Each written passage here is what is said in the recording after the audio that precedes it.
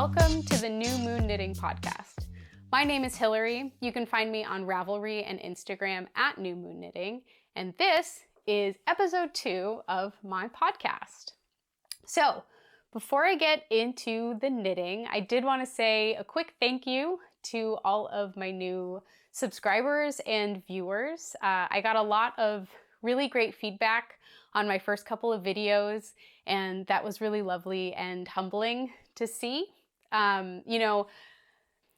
The knitting community is so amazing, and there's so many wonderful and talented people on this platform who make really amazing things and really inspire me all the time to try new things or do something outside my comfort zone. And so I really hope that moving forward, I can be an additive voice to this community and continue to deliver interesting content for you all. So thank you again.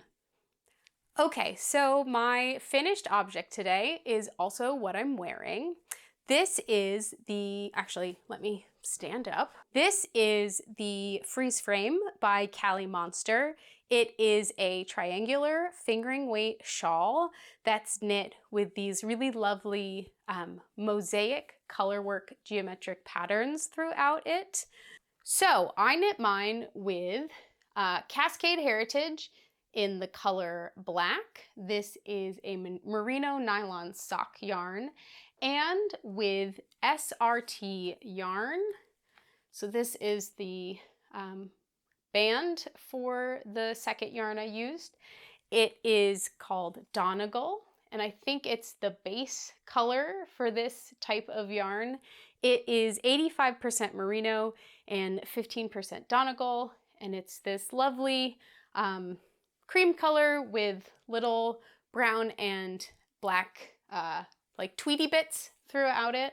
Actually, let me see if I can show you. So yeah, if you look, it's really nice if you see in this primarily white section down here, you can really see how some of those beautiful little color tweed bits come through.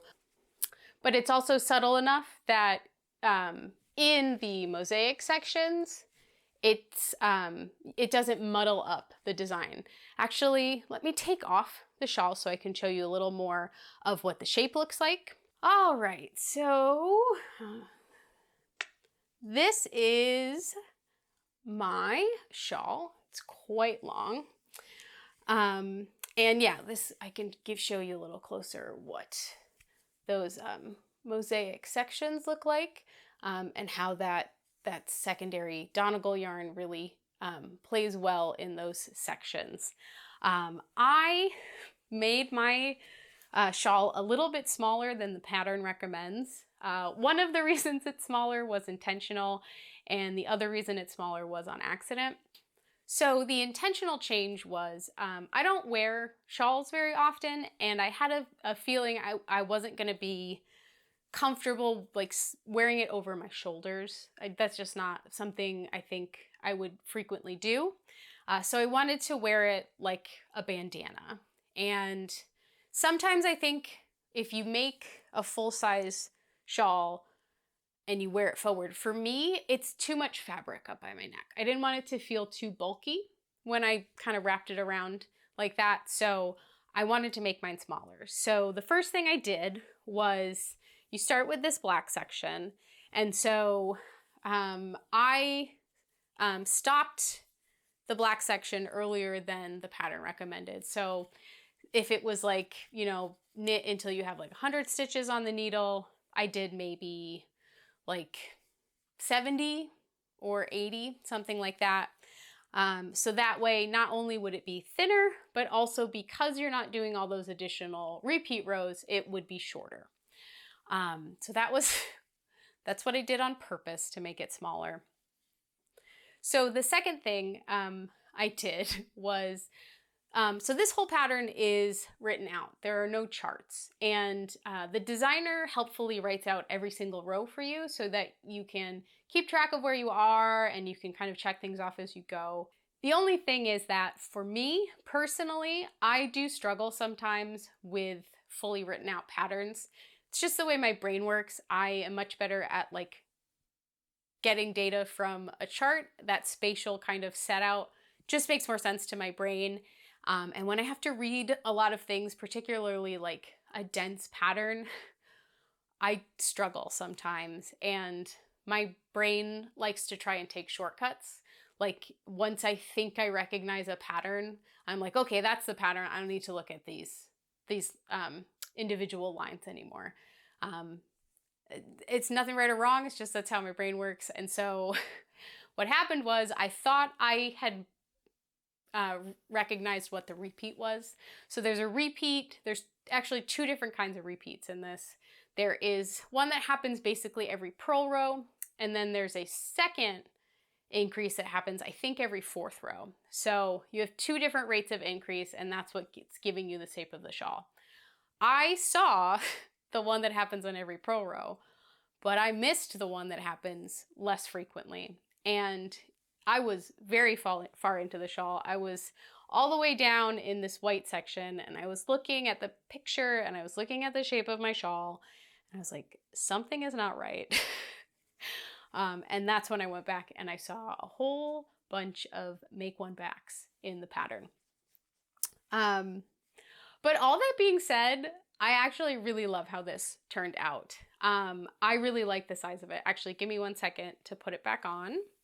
So I've been wearing it like this the last couple of days in this bandana shape, and I think because it's not very big, it's like the perfect size for what the weather's been like right now. So where I live, we don't quite have fall weather yet, but we are getting some chilly mornings, and so I've been wearing this when I take my dog out for a walk. It's a really nice piece to put on under like my lightest fall jacket, just to get that feel of fall as I wait for like the real temperatures to drop. Yeah, and I think it's just like because it's black and white with these geometric patterns, it's very versatile. It goes with pretty much everything in my wardrobe, and I could see myself getting a lot of use out of this pretty much 3 seasons out of the year. I think I could wear this based on what the climate's like where I live, in the fall and the spring, and then even if I'm out at night in the summertime, when the temperatures drop a little bit, I think I could wear this as well. So yeah, despite my inability to count, I'm really happy with how this turned out. I also knit this as part of the Mosaic Mayhem knit along. This is a knit along that's being hosted by Casey over at Young Folk Knits. And if you are interested in learning more about that, I will post a video link to that up here, I think. And you should really check out that video because she provides a lot of information and some other really cool patterns and some background on mosaic knitting and mosaic colorwork. But if you're interested in doing that and you're looking for a nice versatile fingering weight triangular shawl, I cannot recommend enough the Freeze Frame by Callie Monster. Up next, I have a half finished object. So this is the Country Sock by Jen Joyce Designs. If you saw my last podcast, you may have seen that I am working on the Wild Wool Trail Socks, also by Jen Joyce Designs. And this sock is actually an alternative pattern that's provided when you purchase the Wild Wool Trail Sock. So in the pattern, the designer kind of says like, you know, the trail sock is for when you're hiking during the day, and then these country socks are what you can throw on when you get to the campsite and you're just relaxing by the fire. So the yarn I'm using is On the Round. This is their Nimble Sock, which is an 85-15 merino nylon blend. The color I'm using is called Beau Champ, and this is my sock. So yeah, as you can see, it has like a couple kinds of ribbing throughout, a kind of traditional slip stitch pattern on the heel flap back here, and it does have a unique gusset construction, which I'll talk about more in a second. I really like the way that this color is turning out. It's definitely not a color I would normally pick, but I'm making these socks for my mom.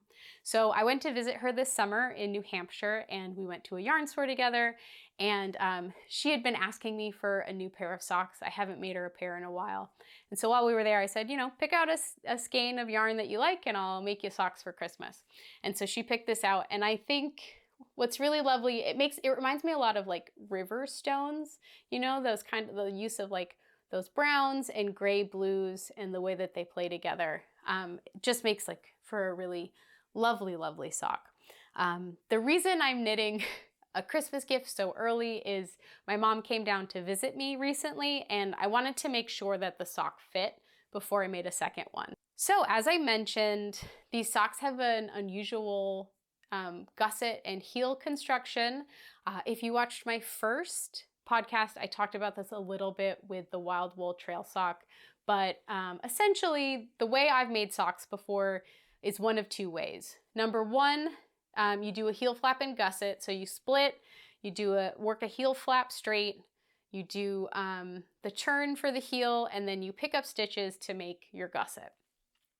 The second way I've done it is basically some version of you knit a long tube, and then your heel is kind of like an add-on to that.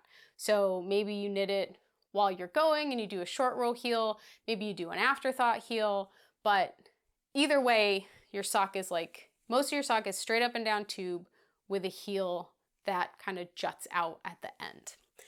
These are closer, I think, to a heel flap and gusset, but rather than splitting and working this flat and then picking it up, what you do is you work increases in this section right here. So the whole thing is knit in the round, but you're working the gusset increases as you go down the heel flap, and then you're doing decreases once you get to the heel turn to get back to the same number of stitches for the foot as you have for the leg.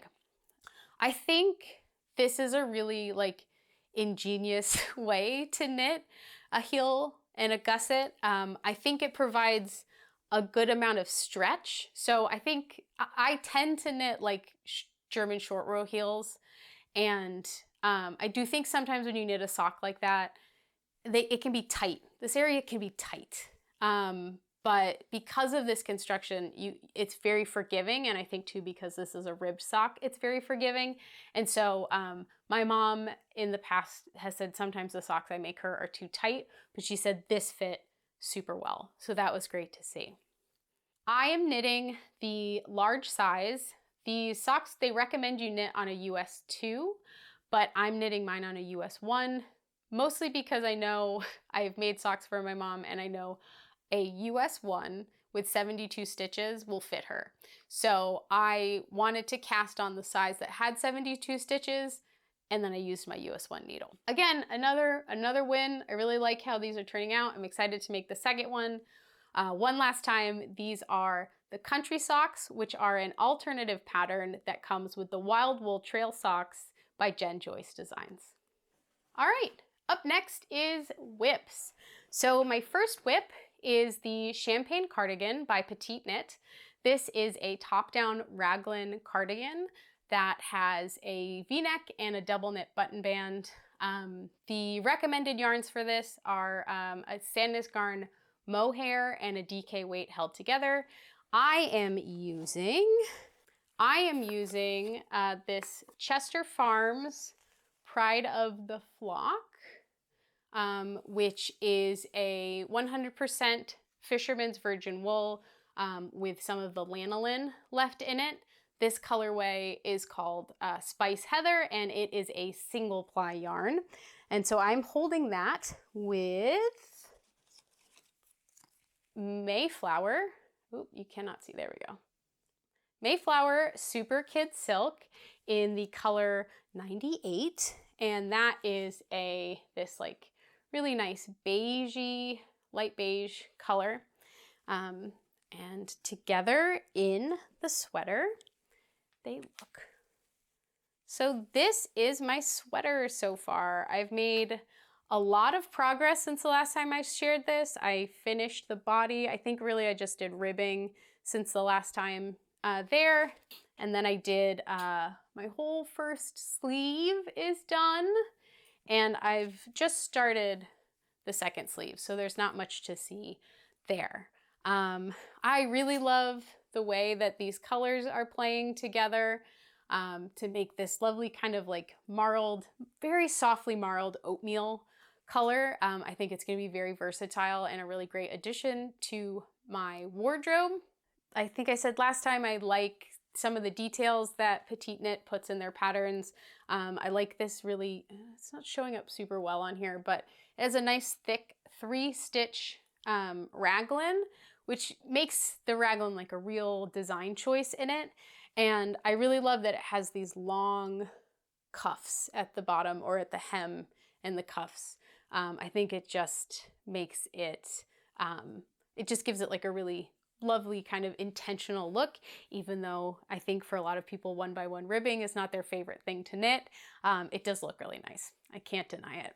And then both the sleeves and the hem are finished with an Italian sewn bind off, which always looks so nice and clean when you're finishing a project. I am knitting the second size, and it's all knit so far, on including the ribbing, on a US 7 needle, which I believe is a 4.5mm.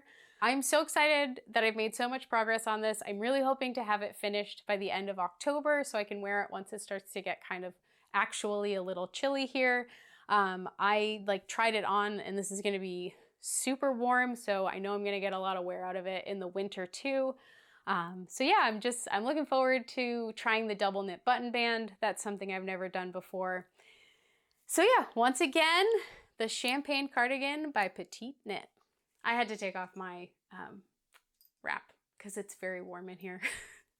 All right, so my next work in progress is the Chinook Winds by Esti Wongo. This is a bottom-up drop shoulder pullover sweater, and it has this really lovely chevron lace and bauble pattern throughout, and it's finished with a fringe. I wasn't completely sure how to say this. I have seen Chinook with like a soft sound and Chinook, and so I did some research and I found a website attributed to the Chinook Indian language, and in their FAQ they specifically say that it's pronounced like chipmunk. And so I believe I'm going to say Chinook. If you have more information on this, I would love to hear from you because I would like to make sure I'm pronouncing it correctly. So I am knitting this on Cascade Eco Plus hemp. That is an 80% Highland wool, 20% hemp blend. It's a 2-ply yarn, and this is the color 03, which is like a very light creamy color. I am knitting the second size, which should give me about 6 inches of positive ease, which is a little less than the project recommends, but I would rather be a little bit less positive ease than like more positive ease, which would what would have happened if I went up to the next size. Not super interesting so far, but I have most of the ribbing, bottom ribbing done. You do about 2 inches of twisted or half twisted rib. I think it's it's called twisted in the pattern, but you're just knitting through the back loop and then purling normally. The hem is on a US 4, which is a 3.5mm needle, and then the rest will be done on a US 6, which is a 4mm needle. So yeah, I'm very excited to get into that. This is a pattern I've been eyeing since it was released in Pom Pom magazine last fall. I don't tend to gravitate towards lace patterns. They tend to just be, they tend to be a little like soft, like for me, I guess. And so I think the inclusion of these like strong zigzags really got me excited about trying this lace. And this is going to be a real challenge, but I'm so excited to try it and to get better at lace work and to share my progress with you. So once again, that is Chinook Winds by Esti Wongo. Okay, and my last whip is the Pressed Flowers Kerchief by Amy Christoffers. This is a DK weight bandana or handkerchief with all over mosaic colorwork again. I am knitting mine with Lion Brand Respun. This is a discontinued 100% recycled polyester yarn, and I am using this color Amber in conjunction with the color Parchment. I ended up casting this on because we are officially in October, and so I got a little bit of an itch to do something sort of Halloween-y, but something that I could get more use out of than just on the day. So I didn't want to do anything with like ghosts or pumpkins or anything on it. I wanted something that had like a Halloween vibe, but wasn't like Halloween-y, so I could wear it throughout the rest of the fall.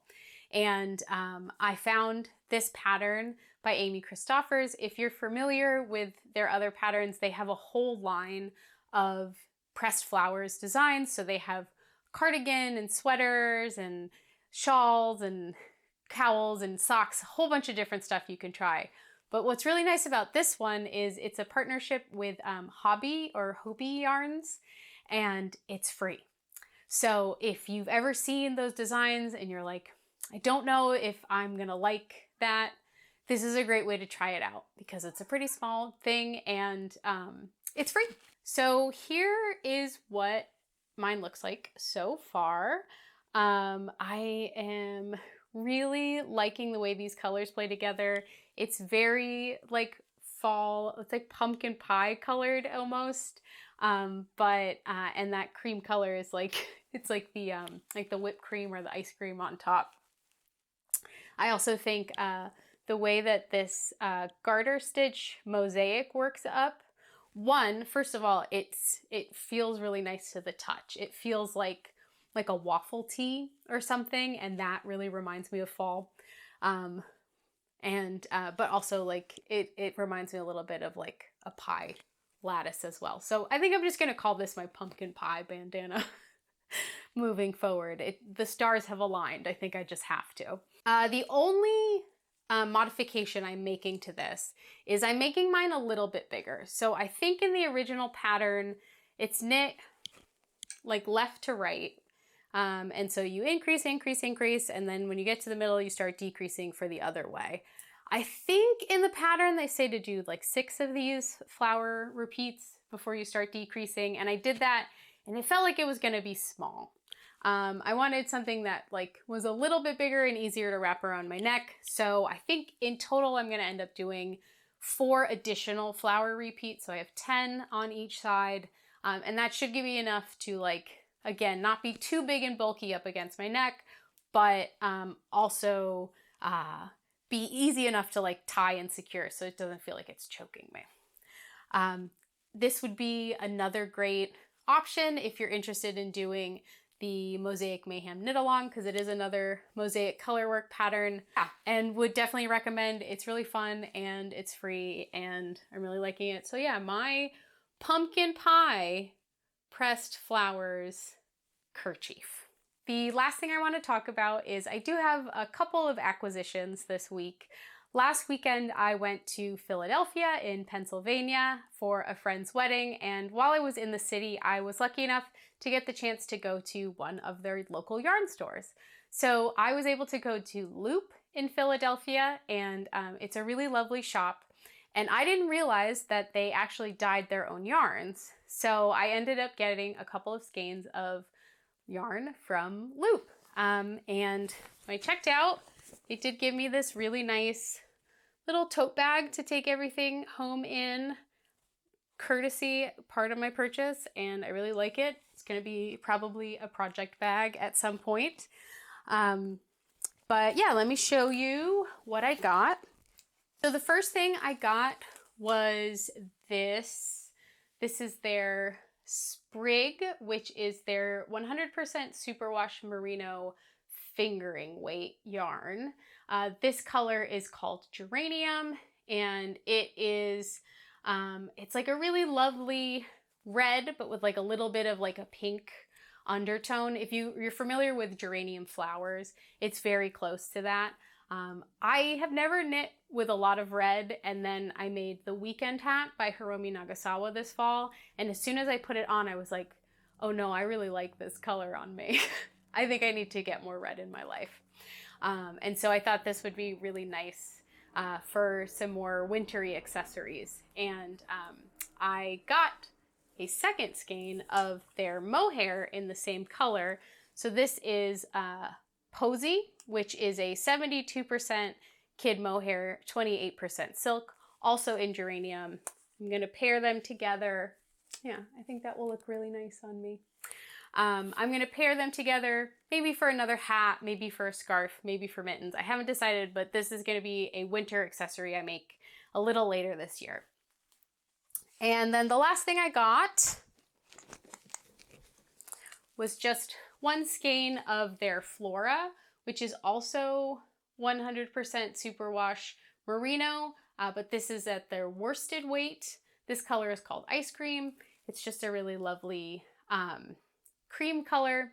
And I think I'm gonna pair this somewhere in my stash. I have some leftover Cascade 220 superwash in like a, I think the colorway is called Sapphire Heather, but it's like a nice kind of like leaning icy blue color. And I thought this would look really nice with that to make a pair of mittens this winter. So I'm thinking something kind of like a Selbu mitten, or something that's like Scandinavian or Scandinavian inspired in terms of the color work, would look really nice and look kind of like really classic in that color scheme. So yeah, if you are ever in Philadelphia, I recommend checking out Loop Yarns. The staff was super nice and friendly, and the store was really beautiful. They had some yarns that they don't have near me, like some of the Sandnes yarns that I hadn't been able to see in person before, which was really cool. And once I have a chance to actually knit some of those things up, I'll let you know what I think of the yarn itself. And I believe you can order it online. They do have a website. It's on the big bag they gave me. loopyarn.com. So I really enjoyed going there. Obviously, this isn't like sponsored or anything. I just went to the store and I had a good time, and I thought I would share. I'd like to talk about any local yarn stores I get to go to on this journey.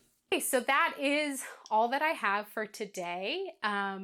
If you liked this video, please feel free to go ahead and like or subscribe, or like and subscribe.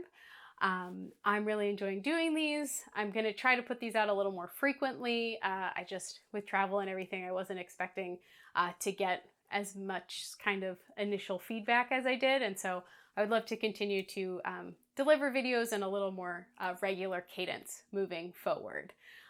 But yeah, until next time, enjoy your knitting.